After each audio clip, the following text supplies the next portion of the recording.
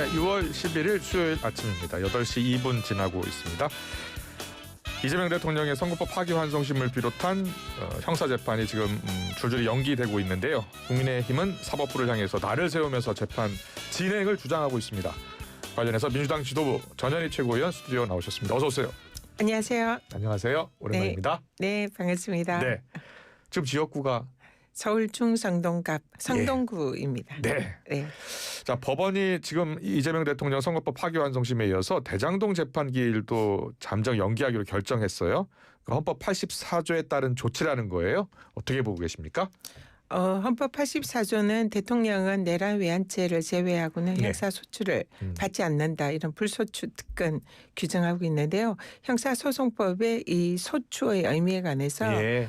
기소를 제기하는 것, 그리고 공소를 수행하는 것, 즉 재판 진행을 포함한다라고 규정이 되어 있습니다. 예. 그리고 기존의 헌법 학계에 압도적인 다수설로 현직 대통령의 경우에는 기존 형사재판은 중단된다, 이렇게 해석을 하고 있습니다. 그래서 이런 학계의 견해, 학설과 그리고 법률의 규정, 헌법의 규정에 따라서 법원이 현직 대통령의 형사재판을 사실상 중단하는 그런 합리적인 해석을 했다, 이렇게 생각합니다. 다른 세계 재판도 같은 결정을 할 것으로 보시는 거죠? 일단은 지금 재판부가 이제 각각은 다르지만 84조에 의해서 재판을 연기 중단한다고 했기 때문에 다른 재판부도 같은 결정을 할 거다, 이렇게 생각이 듭니다.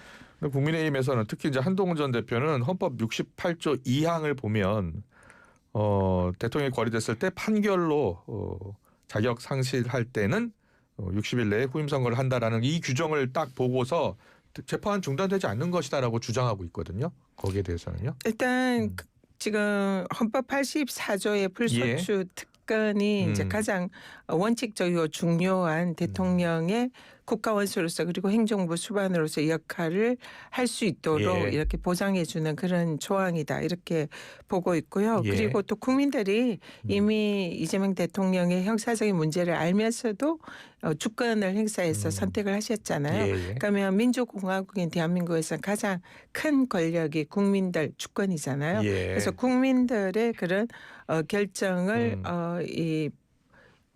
사법부의 판단으로 뒤집기는 어렵다, 이렇게 보고요. 또 하나는 이 헌법 68조 2항의 판결 기타 사유로 자격 상실, 이거는 84조랑 같이 연결해서 해석을 하면 84조는 모든 형사 재판이 중단되는 게 아니라 내란죄, 외환죄의 경우에는 소추가 가능합니다. 그 경우에는 판결이 있을 수 있고요. 그렇군요. 내란죄, 지금 윤석열 대통령처럼 내란죄 이런 문제가 있을 때는 내란죄 판결, 그리고 외환죄 판결, 그리고 그걸로 또 헌법재판소에서 탄핵 결정, 이런 걸로 만약에 자격 상실한다면은 이제 그런 경우는 있을 수 있다. 그래서 헌법 합치적으로 충분히 해석이 가능하다, 이렇게 생각합니다. 자, 그럼에도 불구하고 원래 민주당이 형사소송법 개정안, 그러니까 현직 대통령 재판 중지할 수 있도록 하는 형사소송법 개정안을 추진하려다가 원래 내일 처리하기로 했는데 연기하기로 한 것 같아요. 지금 아까도 말씀드렸지만 법률의 규정, 헌법의 규정, 그리고 헌법학계의 압도적 다수설은 당연히 형사재판이 중단된다라고 이렇게 합리적으로 해석할 수 있지만, 국민의힘이나 또 일부 일각에서는 여전히 여기에 대해서 이제 이의를 제기하고 재판을 진행해야 한다라고 우리가 보기에는 억지를 쓰고 있습니다. 그래서 이 부분을 명확하게 법률로 규정을 하면 이렇게 쓸모없는 이런 논란, 논쟁이 없을 수가 있기 때문에 이제 그것을 차단하기 위해서 법으로 규정할 필요는 있다. 그런 게 이제 저희들의 입장인데요. 그런데 지금 또 법원에서 지금 이제 일단 재판을 연기를 지금 한 상황이기 때문에 조금 더 시간을 두고, 지도부가 곧 바뀔 테니까요. 우리가 13일에 원내 지도부 선거가 있으니까 그때 이후로 천천히 시간을 두고 이제 하는 것이 좋겠다, 이런 정무적인 판단을 한 겁니다. 그렇군요. 새 원내 지도부가 나오면 그때 또 다시 판단할 수 있다는 말씀 해주셨고요. 자, 어제 이재명 대통령 1호 법안이 3대 특검법 제가 공포였어요. 자, 3대 특검법에 대해서 자, 내란 심판과 헌정 질서 회복을 바라는 국민 뜻에 부응하는 조치다라는 게 이재명 대통령의 설명입니다. 네, 사실상 이제 첫 번째 국무회의에서 공포를 한 법인데요. 예. 이번 이재명 대통령께서 후보 시절 가장 이제 중요하게 대통령이 되면 하시겠다고 한 그런 내용이 내란 종식 예. 그리고 민생과 경제 회복 이 두 가지가 가장 이제 중요한 과제로 예. 제시를 하셨고요. 이번에 이제 사실상 내란을 종식하고 다시는 이런 부정 부패가 우리 대한민국에 발붙지 않도록 대한민국의 헌정 질서를 바로 세우는 그런 의미에서 이번에 이제 특검이 통과가 됐다 그렇게 예. 생각하고요. 예. 앞으로 대한민국이 정상화되는 중요한 계기가 되는 그런 결정이었다 이렇게 생각합니다. 예. 국민의힘은 강하게 반발을 하고 있어요. 이게 정치 보복 아니냐 그리고 너무 과도하다라는 주장이거든요. 그러니까 너무 많은 검사들이 투입되고 수사 인력도 또 추가로 특별수사관까지 들어가기 때문에 그 지적에 대해서는 어떤 생각이세요? 일단 정치 보복이라는 주장은 어불성설이다 이렇게 말씀드리고요. 예. 정치 보복이라 함은 이 죄의 유무와 상관없이 예. 어떤 사람을 표적으로 삼아가지고 그 사람을 탈탈 털어서 없는 제도 만들어내려는 그런 사실상 정치 공작에 가까운 예. 그런 권력을 이용하고 남용한 그런 행위가 정치 보복이다 생각을 네. 하고요. 지금 이번에 이제 특검이 통과되는 것은 이 대한민국 헌정 질서를 파괴하고 민주주의 체계를 사실상 무너뜨릴 수 있는 그런 중대 범죄에 대해서 예. 그 진상을 밝히고 거기에 책임이 있는 자를 처벌을 하겠다 그런 취지이기 때문에 이것은 사실은 범죄를 쫓아가는 증거를 쫓아가는 그런 행위고 특정인을 타겟으로 네. 하는 그런 것은 아닙니다. 그렇기 때문에 이것은 정치 보복과는 전혀 차원이 다른 문제이고 오히려 꼭 헌정 질서를 바로 세우기 위해서 예. 필요한 조치다 이렇게 생각이 들고요. 예. 거기에 대해서 사실상 뭐 반발을 하는 것은 그는 뭐 지금 수사 대상이 사실상 잠재적으로 될 수 있는 그런 세력들에 의한 그런 이제 부적절한 그런 예. 행위다 이렇게 생각이 들고요. 예. 검찰이 이제 지나치게 많이 이렇게 차출되는 거 아니냐 이런 지적에 대해서는 이거는 검찰이 당연히 해야 할 일이었습니다. 예. 그리고 검찰이 그동안 무혐의를 계속 발부하고 이 수사를 제대로 하지 않았기 때문에 특검으로 가는 거잖아요. 네. 그렇기 때문에 이 특검을 하지 않았다면 지금 검찰이 당연히 지금 진행하고 있었을 그런 수사에 해당된다는 예. 거죠. 그렇기 때문에 이 자리를 옮겨서 특검이라는 형식으로 수사를 하는 것이지 새로운 뭔가 이런 이제 뭐 범죄를 만들어내는 이런 것은 아니기 때문에 예. 뭐 그 주장도 사실은 맞지 않다 이렇게 생각합니다. 알겠습니다. 자, 그리고 지금 검찰 이야기 나왔으니까 오광수 민정수석 이야기가 좀 나오고 있는데 과거 검찰 재직 시절에 아내의 부동산을 차명으로 관리한 의혹이 제기된 겁니다. 이와 관련해서 대통령실이 언론 보도로 접했다라고 말해서 이거 인사검증 시스템이 제대로 작동하는 것인가라는 그런 비판도 있습니다. 일단 그 인사검증 시스템에 대해서는 뭐 사실상 지금 정권 초기잖아요. 예. 지금 아직 일주일도 채 지나지 않았고요. 며칠 2, 3일 뭐 이렇게 지금 지난 상황인데 인사검증 시스템 자체가 지금 있는 상황이 아니라는 예. 거는 아마 모두가 다 이해를 하실 겁니다. 그리고 오히려 이 인사검증 시스템은 지난 정권의 그 현재 그 시스템이 현재는 작동되고 있는 거 아니겠습니까? 예. 그렇기 때문에 지금 현 정권의 인사검증 시스템에 아직 출범한 지 며칠 안 된 그런 정권에 대해서 묻는 것은 조금 그래요? 적절하지 않은 거고 앞으로 이제 이런 부분을 반면교사 삼아서 그리고 지난 정권의 그 부족했던 인사검증의 미비점에 대해서 네. 앞으로 보완하고 철저하게 인사검증을 할 수 있는 시스템을 갖출 거다 이렇게 생각을 합니다. 그래요. 오늘 보니까 이 오광수 민정수석의 이 차명 관리 의혹 때문에 과연 민정수석이 또 인사검증도 책임을 져야 하는데 그 자리에 적합한 인물이냐라는 비판도 있더라고요. 그 부분에 대해서 어쨌든 인사검증을 책임져야 하는 그런 자리에 예.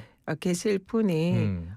이런 재산 관련돼서 예. 그래도 국민들의 눈높이에 미흡한 음. 그런 조치를 했다는 것은 예. 그는 사실은 조금은 음. 국민들에게 또 유감을 표명을 해야 아. 되는 그런 사안이다 이렇게 생각은 그래요. 하지만 예. 그 부분에 관해서 인사 과거에 음. 그 사실은 이제 뭐 진상이나 뭐 예. 그 실제적인 사실관계는 저도 정확히 알지는 못합니다. 예. 언론을 통해서 예. 나온 것이기 때문에 예. 그래서 이 부분에 대해서는 음. 대통령실에서 적절한 이런 판단을 하지 않겠나 이렇게 예. 생각을 합니다. 처음에 이 오광수 민정수석이 특수통 출신이잖아요. 네. 그래서 특수통 출신인데 이 검찰 개혁의 적임자냐라는 우려, 그게 당 내에서도 나왔다고 하더라고요.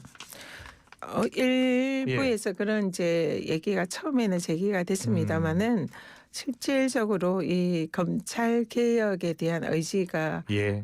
아주 투철한 분으로 알고 있고요. 네. 그리고 또 검찰 개혁이 지금 이번 정부의 가장 중요한 화두이고 네. 그것을 실천을 할 수 있는 이런 이제 유능한 분을 발탁을 했을 거다 이렇게 생각을 합니다. 예. 그리고 또 검찰 개혁이 이제 앞으로 입법부와 그리고 또 대통령의 강력한 의지로 추진이 될 거다 이렇게 생각을 하는데요. 민정수석으로서는 그 검찰 개혁에 대한 확고한 의지를 가지고 검찰과 적극적으로 소통하고 검찰에서 혹시나 이제 거기에 대해서 반발하는 세력이 있으면은 예. 잘 설득하고 소통해서 이 검찰 개혁에 함께 할 수 있도록 하는 그런 중요한 역할을 하실 분으로 아마 가장 적합한 분이다 생각해서 발탁했을 거다 이렇게 생각합니다. 네.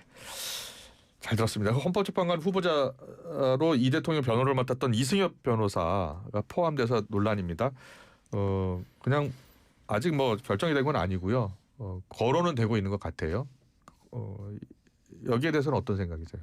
일단 뭐 그분이 이제 뭐 완전히 한 재재판관으로 뭐 인사청문회를 거쳐서 임명이 될지는 모르겠지만 그렇다고 해서 지금 상황에서 과거에 이재명 대통령의 재판을 담당한 변호사라는 이유로 예. 이런 공직에 갈 자격이 없다 내지 이해충돌이다 이런 식의 주장은 옳지 않다 생각합니다. 예. 일단 그분이 헌법재판관으로서 수행할 능력과 자질 예. 그리고 헌법 수호 의지 이게 중요한 것이지 예. 이 과거에 누구의 재판을 맡았느냐 이걸 가지고 자격이 없다 이렇게 이제 단정하는 것은 어불성설이다 이렇게 생각하고요. 예. 그리고 실제로 제가 이해충돌방지법을 제정을 했던 예. 권익위의 예. 위원장이었잖아요. 권익위원장 지내셨죠? 그래서 예. 권익위의 이 이해충돌방지법에는 이런 경우에 그 공직을 맡지 못한다, 이해충돌이다 이런 내용 자체가 없습니다. 그래요? 그렇기 때문에 이 부분에 대해서 너무 지나치게 그냥 그 어떤 재판 그러면 법조인들 변호사 출신들은 이런저런 인연으로 이런 사건 저런 사건으로 공직을 거의 차단당하게 되는 그런 상황이 될 수도 있어서 예. 너무 지나친 그런 지적이 아닐까 이렇게 생각이 됩니다. 그래요. 예. 그 민주당이 추진하고 있는 법안 가운데는 이제 대법관 증언법도 있고 그리고 그 헌법재판소가 사심을 할 수 있는 사실상 그런 뭐 개정도 추진하고 있다고 들어서요. 만약에 헌법재판소에서 사심까지 하게 된다면 헌법재판관으로 변호를 맡았던 이승엽 변호사가 들어간다면 그건 이해충돌 아니냐라는 지적도 있거든요. 헌법재판이랑 네. 형사재판은 기본적으로 그 어떤 차원이 다르달까요? 그러니까 형사재판에 그 진행됐던 그런 사안이 헌법재판소에 가서 이렇게 다뤄질 그런 경우는 없다 이렇게 생각합니다. 그래서 그 부분에 대해서는 그리고 만에 하나 그 사건이 헌재에 네. 올라왔다. 어떤 형태인지 뭐죠. 헌법소원 형태로 올라왔다면은 거기에 대해서 해당 사건에 대해서 회피하거나 이렇게 그 사건을 맡지 않을 그런 법적인 장치가 다 있는 거거든요. 그렇기 때문에 이 재판관들, 법원의 재판관들 또 과거에 그 뭐 로펌이나 그 변호사로 재직 시에 맡았던 사건이나 관련되어 있는 이런 이제 당사자와 관한 사건이 올라오면 거기에 대해서 회피나 기피를 하는 거거든요. 이런 제도적 장치가 있기 때문에 별다른 문제는 없을 거다 생각합니다. 네. 자, 그리고 민주당 내에서 지금 새 원내대표 선거 13일에 있잖아요. 예, 어제 합동 토론회가 있었고요. 김병기 의원, 서영교 의원 지금 2파전인데 누가 될지는 모릅니다. 또 어떤 분이 될지 또 제가 여쭤볼 수도 없고 그런데 당정 관계는 좀 우리가 짚어볼 필요가 있을 것 같아요. 어떤 당정 관계가 필요하다고 보세요? 지금 과거에 윤석열 정권 하에서는 예, 이 대통령과 당과의 일종의 수직적 관계, 대통령이 뭐 공천에 이 사람 좀 하면 좋겠다 하면 예, 그런 걸 음. 반영을 하고 예, 또 당내에 이 뭐 선거에 뭐 대표 선거나 이런 거에 자신의 이제 의사를 잘 예, 따르는 이런 분들을 밀려고 했던 이런 여러 가지 정황들이 있지 않습니까? 이제 이런 것이 지금 예. 이제 수사 대상에도 올라 있는데요. 어쨌든 겉으로 보기에 상당히 수직적인 당정 관계였고 예. 그게 결국은 국민의힘이 정상적인 이런 이제 집권 여당으로서 수권 정당으로서의 모습보다 대통령실에 끌려가는 게 아닌가 이런 이제 지적들을 많이 받았습니다. 예. 그 때문에 이제 국민들의 지지를 많이 이런 게 아닌가 이렇게 생각이 들고요. 그래서 우리 이재명 대통령과 민주당은 이런 것을 반면 교사 삼아서 예, 예. 좀 더 이런 수직적인 관계보다 서로 협의하고 소통하는 그런 수평적인 리더십과 또 관계를 앞으로 많이 지향을 할 거다 이렇게 생각을 하고요. 예. 그것이 또 바람직한 당정의 관계가 아닌가 이렇게 생각을 합니다. 네. 자, 그럼 오늘 질문 중에 이 조국 전 대표 사면론 이야기가 좀 들어있는데요. 최강욱 전 의원은 이재명 대통령이 조 전 대표 수감 전에 최단기간 사면을 말씀하셨다라고 주장하고 있어요. 어떻게 보고 계세요? 실제로 이재명 대통령의 성품상 예. 그런 발언을 하시지는 않았을 거다 이렇게 예. 생각이 들고요. 그리고 정권 초기에 지금 그런 뭐 특정인에 대한 사면 얘기가 처음부터 나오는 것은 지금은 바람직하지 않다. 그는 차차 여러 가지 국민적인 공감대랑 네. 뭐 그런 부분에 따라서 뭐 자연히 논의가 되지 않을까 그렇게 생각을 합니다. 네. 벌써 마지막 질문이 될 수도 있을 것 같습니다. 이재명 정부 첫 보건복지부 장관 후보자로 지금 전현희 의원께서 하마평에 오르고 계세요. 전현희 의원은 변호사이기도 하시지만 또 치과 의사 또 출신이시고요. 그래서 보건의료계를 잘 이해하고 있다는 강조도 부각되고 있습니다. 이런 보도에 대해서는 어떤 생각이세요? 네, 뭐 굉장히 감사한 일이고 영광스러운 일이죠. 예. 그렇지만은 뭐 그 부분은 인사권자의 뜻이기 때문에 제가 어떻게 뭐 입장을 밝히는 것은 적절하지 않다 이렇게 생각을 하고요. 예. 다만 지금 이제 현 정부가 예. 출범을 한 지 얼마 되지 않았고 저는 지금 민주당 지도부의 일원으로서 또 우리 정부의 이 성공을 위해서 국회에서 또 뒷받침해야 되는 그런